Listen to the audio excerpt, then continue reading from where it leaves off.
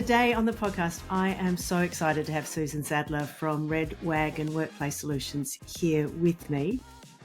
Susan is an HR and IR specialist, and this is such an important topic. Welcome to the podcast, Susan. Thank you so much for having me, Kate. This is really an exciting conversation for me. I'm particularly interested in IR. I have been involved in workplaces when they're going through IR and sort of helped with comms and various things at that time. But to live in this space 24/7, how did you get into IR? Did you start with HR and move to IR? Like, what happened?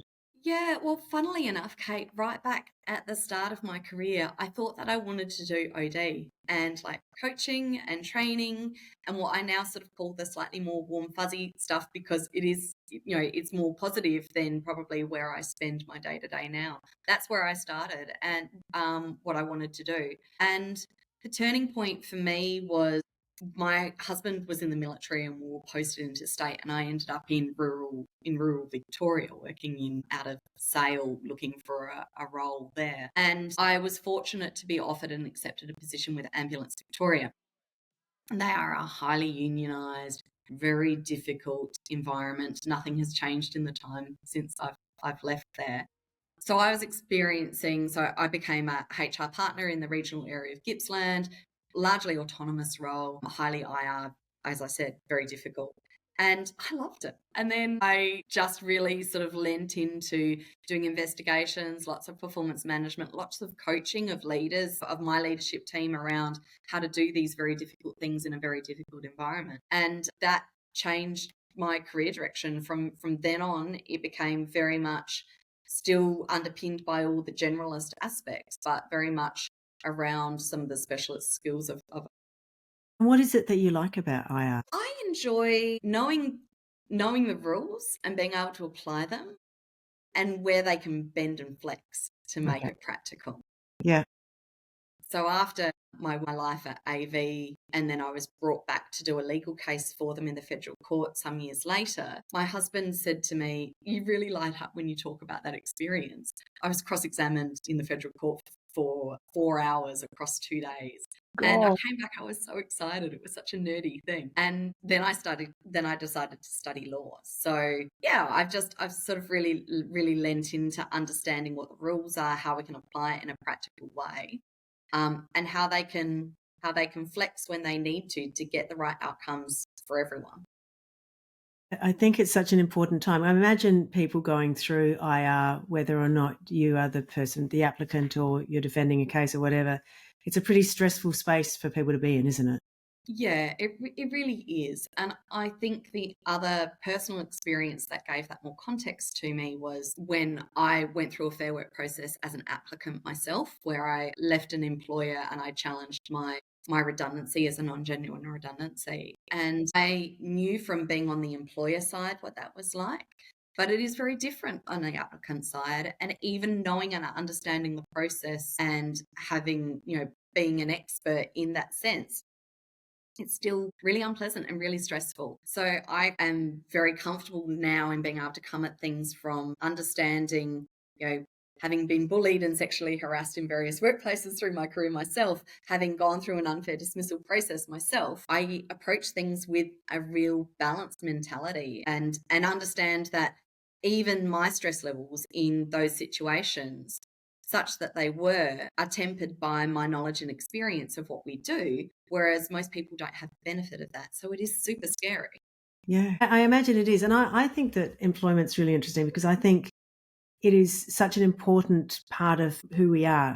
How we want to be perceived by the world is how we're perceived in the workplace. And so it feels really personal. Like if we're not valued in the workplace, that feels really personal, which is then going to play a big part in how these cases end up and how we feel after them as well. Yeah, absolutely. I mean, you think about how much time you spend at work, and we have these slightly, perhaps inappropriate jokes about work husbands or work wives or whatever, but you spend so much time with these people. Yeah. I think that there's a completely different tangent than Kate that my mind went to around why people have inappropriate work relationships because they spend so much time with these people at work. But it's the reality, you do. Yeah.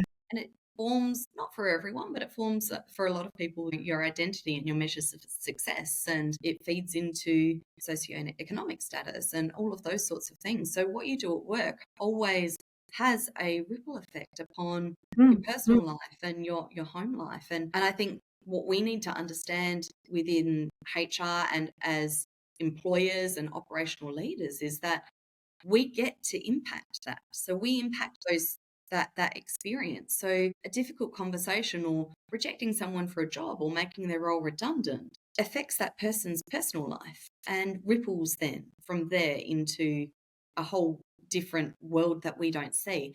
And it's not good enough to say, well, that's outside of work. Absolutely. Absolutely. Those are huge moments in that person's life that they're potentially career or life defining in those moments. Absolutely. Yeah. And then resilience plays another big part. And but for those very difficult conversations and moments to be done in a thoughtful, considerate way is going to have significant impact on that person long term. Absolutely. You do the complex work of investigations or being involved in restructuring and things like that, which must be incredibly difficult. How do you then provide support for that workplace and leadership to create psychological safety in that moment, rather than something where that psychological safety is damaged because of the investigation or the restructuring? Yeah, and I often talk, Kate, about not damaging people further through processes, and sometimes there's bruising that does happen as much as you try to protect against that. The way in which I try to provide psychological safety and support people through those processes is largely through setting expectations, being really clear with communication. So for an investigation, for example, when I'm brought into that process, providing information up front about this is who I am, this is your role, here's some of the big words, scary words that you might not be used to. We talk about balanced probability, and we talk about complainants and respondents and witnesses, and that it's not like TV's, beyond reasonable doubt. So try and break down, this is who I am, this is what we do, this is your role. I do that in different ways. So I do it both in written form and in verbal form, because people in stressful situations need to have information repeated to them in different forms and to be able to, understand and properly digest that or share that with a support person to explain to them. So psychological safety for me in those moments is about providing lots of information, clear communication, lots of communication, and transparency about what I can and can't share. So you can ask me a question in that moment, and I might say, I can't answer that, and here's the reason why. But I won't just fudge around it or ignore the question or say you can't ask me questions. So clarity comes from what you say as well as what you don't say. And then, of course, there's all of the, other aspects of supports that are available to those people through the process, respondents as well as complainants, around EAP. But support isn't just your EAP. It is, what can you talk to with your peer group, with your partner, with your GP if you don't want to access EAP or don't have it available to you. So, a variety of different touch points. And my preferred way of working is that there's a pastoral care element that's provided by the organisation. So that might be their internal HR person who's not a decision maker, as well as, the work that I do. And for restructures, which is hugely difficult, I think we often start a conversation with an email that says something to the effect of, I'd like to meet with you tomorrow and about the future of your role, and you're entitled to bring a support person with you. And that's the trigger of cue, freak out. Yeah. I've got all the questions in the world here. Trying to find other ways in which we can reframe the introduction to that conversation that causes less stress to the individual as well. But often that can be context and organisationally dependent. Yeah. So I love the scaffolding around supporting people through that process. That's so critical. And I love the transparency as well, because that's what people want. They just want information. What can I expect? And I imagine that they're also very stressed, and so they're not necessarily listening very well. So they might have to ask you the same question multiple times because they are so stressed. So it's a very difficult time. When, and this might sound like a strange question, but when do you need IR help, and when is it a conversation, and when does it actually proceed to more than that? Very good question, Kate. I think it depends on. I think you should always have someone in your corner. Yeah. Who, particularly if you're a sole practitioner, Mm-hmm. so you might be in a lone HR role. Mm-hmm. You always need someone in your corner who you can bounce off of. Yeah. And you should always know your own limitations and not be afraid to call that out as I can't, this is either my limitation of knowledge, time and capacity, or it's, I just don't have the emotional bandwidth to deal with that right now. Because if we push beyond those things, we're hurting ourselves, but we're not doing justice to the matter that we're actually dealing with. So when you need IR is perhaps always, but when you always need a trusted other who's experienced enough that can help you call it. Yeah.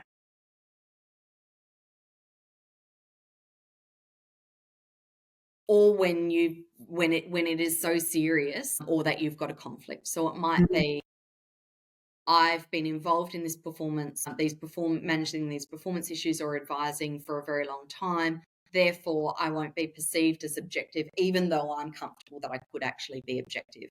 Well, the perception is the reality.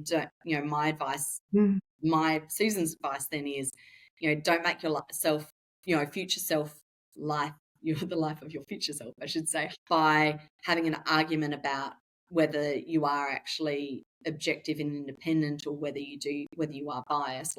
That's the point at which you should just send it out. For serious matters, for stuff that could become litigious and end up in court, it's good to have an external set of eyes.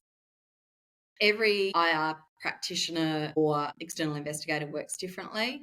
Normally, I would go through a briefing and a scope discussion, and I would say, this actually, you don't need my actual help hands-on doing this. I can coach you through it and you can do it. Yeah. Or, this one's risky and we need to be phoning a legal friend for, other levels of advice as well. Yeah. So I guess it depends very much on, risk appetite, what's going on in the organisation, if you've got unions involved, if, people are litigious, a lot of those sorts of things. But Fair Work is becoming very heavy in terms of steps and processes that they are requiring people to go through, whether it's for restructures or terminations, or even, frankly, whether you can terminate someone underneath the probationary period or not. It's worth having a good advisor sitting by your side. Yeah. And it also means you're not alone. Like, these are big decisions, aren't they? So Absolutely. Share the load. Look, honestly, almost all redundancies that I've done factor in my downtime afterwards, because a genuine redundancy is no one's fault. It has to be the crappiest job of all. It's no one's fault. It's life-changing. And it always, triggers a little bit. It pulls a little bit for me. So there are I recall one redundancy meeting where I teared up in it, because we had to make someone redundant while she was on maternity leave. You couldn't wait for her to come back, because that actually wasn't fair. She was going to find out about it anyway. It was, it was humane and brutal at the same time, and we did it with as much care as we could to make it any easier. So I think that big decisions, and make sure that you've got support, and whether that is knowledgeable IR support or just your own support of knowing how to look after yourself and have self-care. That's really important. And I've got those networks. I don't do all of this all on my own. I have over time established those things for myself to look after myself, which is why I can keep on doing it day in, day out. Yeah. Yeah, no. And that is critically important, because they are hard messages. And they impact on people. And so we either become very hard ourselves, but, we're human. We're seeing people impacted by these processes. Totally, Kate. Yeah. But if you become hard yourself, then you lose the humane element of the process. Yeah. And that is not a strength, it is a weakness. Absolutely. So the distancing and the wall building and that we do to make ourselves better, feel better about having a Yeah. hard conversation, they Yeah. are actually detrimental to, they kill a little bit of us, I think. And people know that. Yeah. They see it in the way that they interact. Like, give them credit for being able to read us and who we are, and they'll go, well, they don't actually care. Like, that just sitting in HR, sitting in their ivory tower. I mean, how many times do we hear that? Oh, that's right. The thought that you'd just send an email to make somebody redundant, or, we hear these horror stories from the US and Oh, Kate, the horror stories are here too, though. I am not proud, but often tell the story about when I worked in a corporate role. One of my colleagues called in sick on a day that they had to do a number of redundancies. And I rocked up on site without the prep, just expecting this is the business, which was a large business, did things in a certain way, expecting my handover folder and to be in back-to-back redundancy meetings that day. I wasn't. It lasted an hour and a half because I made a whole room of people redundant at once. It was a horrible yeah, experience for me. yeah, It was horrible for them, but not had I been given the choice what I would have done. I didn't actually know. I know why my colleague called in sick that day now. yeah, So the horror stories, yeah, they're from the US, but there's some really bad practice here too. yeah. I just often think the simple way is, if it was me on the receiving end, what would I want? It's not a hard ask to just be treated with humanity and dignity. When I was made redundant, I got the obligatory notification email, you may bring a support person. And I said to my general manager who the meeting was with, it wasn't even with my direct manager. I said, am I being made redundant tomorrow? And she said no. Wow.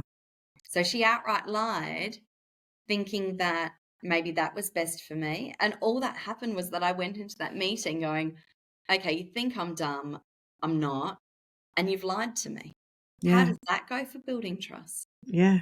And now I have no respect, because how can you? Yeah, That's it. Terrible situation. it is. So let's explore that issue of vulnerability, which is so powerful. If you were working with somebody, what's a strategic leadership move that you've seen that's really paid off in this space? Yeah, I think we generally talk a lot about being authentic and being you at work. And I temper that a little bit with, like, you've got to be you, and there's still a you that's a professional you and a you that's a private you that you shouldn't bring into work. So, but vulnerability is a little bit of a balance for that. And for me, in the way that we work here at Red Wagon, it is being authentic with each other, because that helps us build, it helps us support each other, I should say, with having the energy and the motivation to keep on through the day. So it might be, I'm really grumpy this morning because I didn't get a lot of sleep because my kids kept me away. I've still got to be polite and friendly to my colleagues, of course, Yeah, yeah, sharing, like, this is the human element of yeah, who I am. So we yeah. can just, like, let that go. It's not for anyone to solve. It just No, is. yeah, And then I can bring the energy that I need for the clients and the difficult conversations that are needed through the day. So that's, I suppose, strategic and authentic way, one of the strategic and authentic ways in which we work. For encouraging that in clients, I will often do that with my executives when I work with them, is share, well, this is hard because I found it hard when I've made staff redundant too because of this, or yeah, this is a normal feeling that a lot of my clients share with me, so they know that they're not alone. So sharing both my own vulnerabilities about being a leader, as well as that of what I've seen and supported other people through. I think creating the space for them to then know that it's okay for them to be vulnerable and to share their fears, so then I can support them best through that, yeah, is also really, really important, yeah, and seems to work quite well, because once we remove those issues from their front of mind, we can actually operate better on the task at hand, rather than that sort of sitting, like, right in front of their face so they can't see past, because that's all they're thinking of is what's right in yeah, front of yeah, them, you know? yeah. It must be. I mean, I just imagine for an employer doing redundancy, and I know employers that have done redundancies, and you can see them putting it off for as long as possible. It's icky. Like, We employ people in good faith and then we have to let them go. Again, in good faith, like there are things that happen. It's a commercial decision, but it's still personal because I now got a relationship with this person and I've got to let them go. Absolutely. And often it feels like a personal failure that I've done something wrong because I wasn't able to make this work. I've hired the wrong person and I've got to Yeah. let them go during probation. I must have done something wrong. Or we've not been successful as a business, a perception of we've not been successful as a business, so therefore I've got to let that person go. So that's on me. When it actually could just be that there's a massive downturn in work because of COVID, for example. Yeah. Like, that's Yeah. no Yeah. one's fault. But and also I think even in misconduct situations where you're having to terminate an employee, sometimes it's why didn't I know? Why didn't I see? Why didn't I act earlier? Like there's always a survivor's leader's guilt. Yeah. These things.